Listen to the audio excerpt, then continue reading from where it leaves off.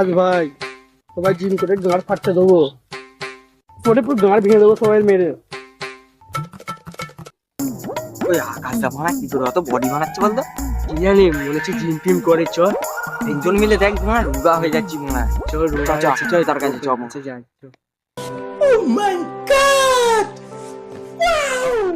আকাশ দা তোমার মতো কি করে বডিটা তৈরি করতে হবে আমাকে? তাহলে প্রথম নেশা করা ছাড়তে হবে, वाह क्या सीन है। वाह क्या सीन है। তারপরে মার্গিবাজি ছাড়তে হবে,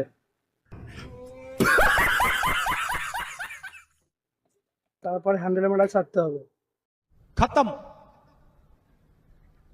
bye bye tata good bye गया।